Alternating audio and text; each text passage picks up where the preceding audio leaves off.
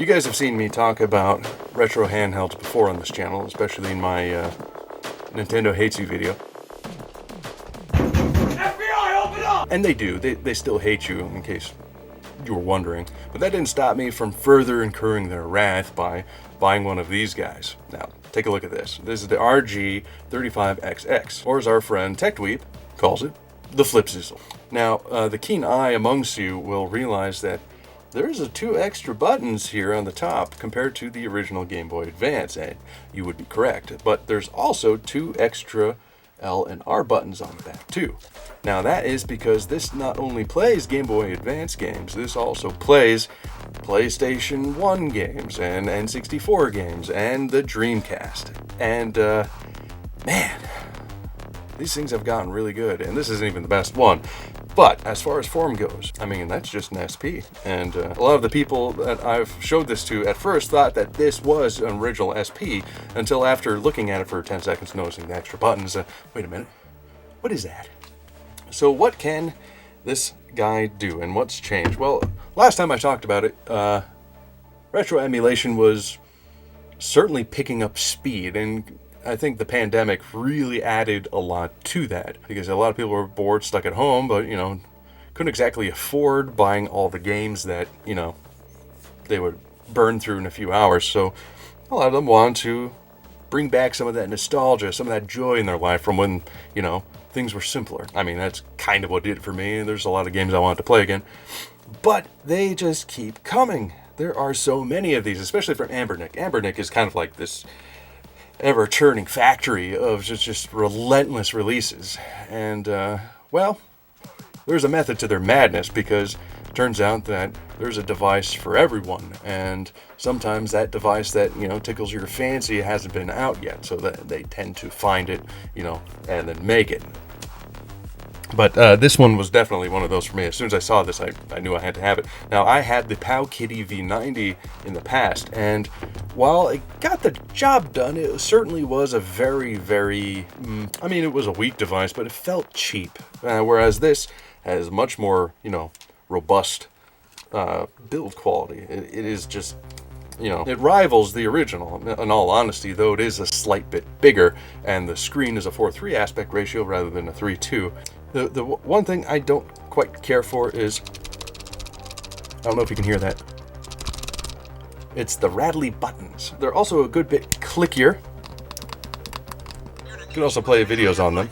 This is Mega Man Star Force, so I don't know if anyone's going to copyright strike me for a show that has been off the air for well over a decade and everyone forgot about. The D-pad is a little stiff and a little clicky, and then when you're rolling your thumbs around it for a while, it does kind of dig into your thumbs, and it gets a little uncomfortable. I heard that that was a problem on the first iteration. Now, I forget whether I pre-ordered this or just they released it and then you order it immediately. It was one or the others. I ordered it pretty much as soon as it was announced, and apparently the first versions of it had that issue, but I've been told, have sort of improved on that design, so it shouldn't be as bad.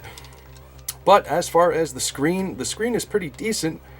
Certainly, especially if you haven't seen them before. I mean, let's take a look at this compared to the original DS. Now, if you're going back to any of the original hardware, one of the big things you'll notice is just how horrible the old screens used to be. And that, you know, may have its charm, but a lot of times, you know, our memories, or, you know, we had nothing to compare to when we were a kid. So, you know, a backlight was a new feature, and that was something, you know, super special on the SP. But then once you look at them now, and I believe the DS that I'm showing you on had a better backlight than the original SP, if I'm mistaken. But anyway, some argue, you know, just play on original hardware, but that experience is a little rough sometimes now that we know we have much better screen technology. But as far as pocketability, there is something to be said about having a device that you can just throw into a pocket or a bag that closes up and, you know, isn't going to get harmed. There's also this little HDMI port in the back, which I'll show you something. Check this out. You can play on a external screen, and you can even connect a Bluetooth controller to be able to, you know, have this, connected to something and playing instead of having to hold it while it's, on a wire. You can actually just, use it as a console, which is really neat.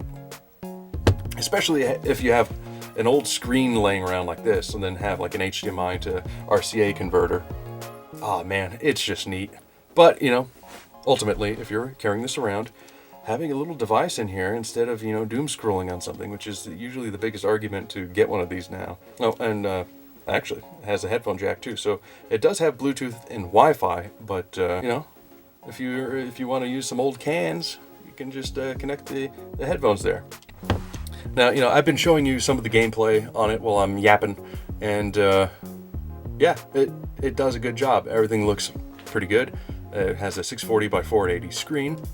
It has 2 SD card slots, one that will have the actual system installed on it that you can replace with other operating systems. It's Linux, so there are a few different distributions of these emulator Linux distributions. Right now I have Newly. I prefer it over the ANBERNIC operating system that they pre-install it with.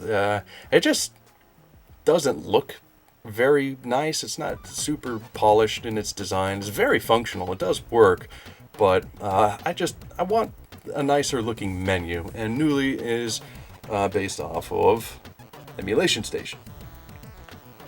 And you can have these nice little perks where you can install themes that look really nice and polished. Again, I'm using the Tech Dweeb theme, but there are some other artistic versions as well. And then you can run your systems. There's a variety of them. I'm not going to get into all of them. Typically what you're looking for is Game Boy Advance, maybe some Super Nintendo, some N64, some PlayStation, and maybe a little Dreamcast. Though some of the Dreamcast performance is a little spotty, but some games work really well. I mean, and also you have a lot of times the option of emulators to play these on. So there's a lot of tinkering and fussing to do with some of the menus sometimes to make sure that everything's running as well as it can, but you do have a lot of options to tinker and see how far you can push it. I've even seen some videos of people running versions of GameCube on here, which is a little wild, but it can be done. It's nice to be occupied something that isn't trying to constantly advertise to you, and there is just it's nice to be back to that, because that was a pure experience back in my childhood. It's just, me in the game. There's no ads, there's no algorithm trying to steal what information it can on me. I think more of us could use some of that. I'm going to be showing you guys a whole lot more because there's a lot of options. Like the quality of life stuff, Pico 8, which is amazing. There's Portmaster. Portmaster allows you to play some of the easier to run PC games on here. You could play Stardew Valley on here, which is amazing. You can play Balatro on here. It's just wild. Now, if you're competitive, or if you enjoy the community aspect of things, well, guess what? There's things called retro achievements, which is kind of like how achievements work on platforms like Steam or Xbox or PlayStation, where you do something within the game and then an achievement will unlock, and then people can look at your profile and see how good you are at video games. They have things like that on here. Since it has Wi-Fi, you can have it blast out anytime you've finished a level that's very difficult in your old game, and that's nice. And then you can compare that with your friends, check and see what kind of progress they're at. So it has some of those modern features if you choose to use them in here. Screen scraper. So if you put your ROMs on here, and you can have it play a little video, a little, display the box art, have that all downloaded, the media, so you can kind of get a preview of your games before you get into them. Pico 8's really cool because that is a retro console that never really was a console. It's a pretend console. Someone developed, I don't know the full story behind it, but someone essentially made a 8-bit virtual system that you could develop for, and then people would make these very small little independent games on here, and some of them are delightful. There's this one game called 8 Legs to Love, and you're playing a little spider, and the entire game is a different environment where you're trying to spin a web and it has these awesome physics, and you're trying to connect the strands and then climb on it and then catch bugs within the time limit and eat the bugs and then progress to the next level. And though there's a time limit, it's not really super stressful because there's not really a game over. All you're doing is competing against your top score from, you know, previous runs. So it's kind of chill and just fun. And oh man, remember when games used to be fun and not just a way to collect money out of you? Yeah, those were the times. But say you wanted to play Pokemon, for example, and you had Pokemon on the Game Boy Advance, but you never had a friend who had a link cable that you could connect and then, you know, play against each other. Well, guess what? You can wirelessly now. So in a lot of these emulators, they have a wireless play where, you know, you can talk to your friend and say, hey, let's, you know, play against each other. And then it can set up a little room, and then you can just play against each other with some of these multiplayer games that you may have missed out on when you were younger. And I believe it works for like local 2-player style games as well, which is just really neat. You know, that's a whole different old school couch co-op type throwback that we have also been sorely lacking lately. You can also play the DS on here, and that's an interesting experience because obviously there's only the one screen, but some games didn't really use both screens so much. So games like Mario Kart, all that was on the bottom screen was the map. So if you don't really care about that, you can just play some of these games on the top screen. Same thing with games like Animal Crossing. So you can play Animal Crossing on this guy as well. Now, most of that isn't exclusive to this. That's the case with most, especially Linux-based emulator handhelds like this. Now, all it comes down to is what chip is in it, you know, how much can it play, which this runs the same, was it the H700? It's like every Linux handheld that's like in the $50, $60, $70 price range runs the same chip. So they all can kind of do the same stuff, and especially the RG35XX, you know, lineup. All the XX lineups have the same chip. So what really the choice comes down to is the form factor. So this has a very true SP feel. Now there's another one called the RG34XX, which is pretty much 1-to-1 size for the SP, but it has a little bit of a forehead bump to it, and it has 2 thumbsticks, which makes some games on PlayStation and Dreamcast, you know, a whole lot better because, you know, you kind of have to remap the thumbstick controls to the D-pad on here, you know, to play those games. And there's also the Miu Flip. But as far as aesthetically, you know, if you were to take a quick glance, this does have probably the truest SP look to it, especially the silver color, which was like an exact silver color from before. Now, having a media player on it, you can play movies, you can, you know, install things like that. It is a 640 by 480 4:3 aspect ratio screen that gets, you know, reasonably bright, but it's IPS. It has good viewing angles. It's a decent looking screen, but there are better screens out there now, especially on something like the Trim UI Brick. But sometimes form over anything.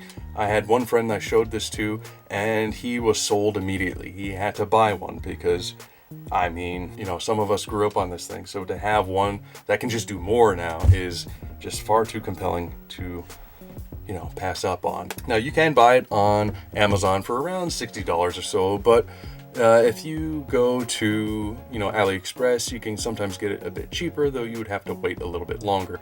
Usually there's good prices on the RG35XXSP, but you know, it's up to you. Do I recommend it ultimately? Well, if you're in love with the SP, sure, it's going to do it. Keep in mind, it's going to be a little bit clickier, a little bit stiffer, you know, D-pad, but if that doesn't bother you so much, then, you know, maybe you're into the really tactile buttons.